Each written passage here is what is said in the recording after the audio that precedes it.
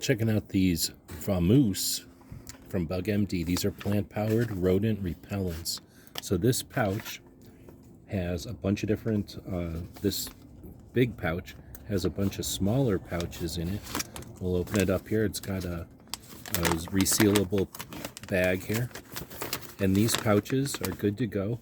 Their active ingredients are corn mint oil, citronella oil, and linseed oil. Wow, there's an overwhelming mint smell coming from them. I'm going to go ahead and close that up.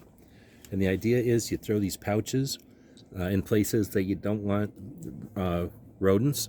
It's going to work for both mice and rats. And this pungent smell is going to bother them so much that they vamoose, they get out of there. So this is a great option if you don't want to deal with traps or poisons and you want something that's okay for pets and everything. This is good to go. It just smells kind of minty. It'll last for about 30 days, which time they suggest you swap it out for another one.